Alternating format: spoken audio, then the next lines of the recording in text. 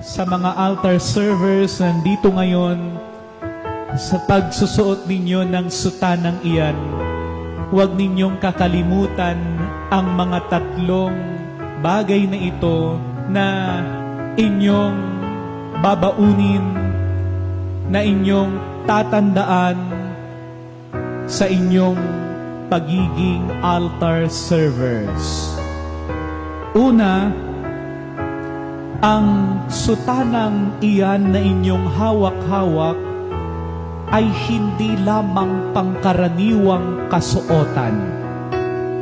Iba ito sa inyong pang-araw-araw na damit. Iba ito sa inyong panglakad at pampormang damit, sapagkat ang damit na iyan ang inyong gagamitin sa tuwing kayo ay magsiserve sa banal na pagdiriwang ng misa dito sa ating parokya. Kaya kung ito'y isang banal na kasuotan, dapat itong ingatan at pahalagahan. Sana huwag darating yung time na kung saan nyo lang iiwan ang mga iyan. Sana wag darating yung time na kung saan nyo lang nilalapag ang mga sutanang iyan.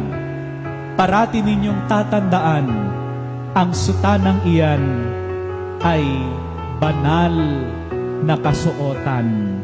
At kung iyan ay banal, iniingatan iyan at minamahal iyan.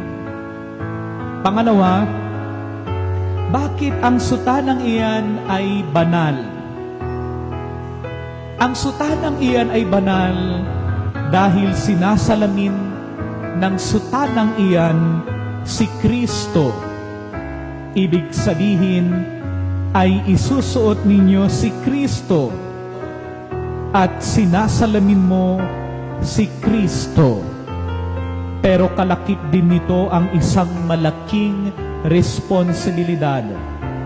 Kasi kung banal ang kasuotan na yan dahil sinasalamin niyan ang ating Panginoong Hesukristo, dapat pagsumikapan ninyo ding maging banal at maging katulad ni Kristo.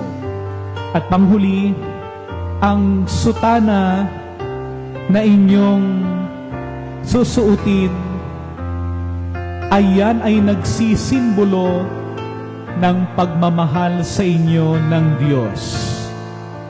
Hindi lamang niya kayo pinili, hindi lamang niya kayo tinawag, kayo ay nandito ngayon dahil mahal kayo ng Diyos. Yan parati ang iisipin ninyo. Susuotan kayo ng sutana dahil mahal kayo ng Diyos. Naway kapag suot-suot nyo yung sutana na yan, ay maramdaman ninyo parati na mahal kayo ng Diyos.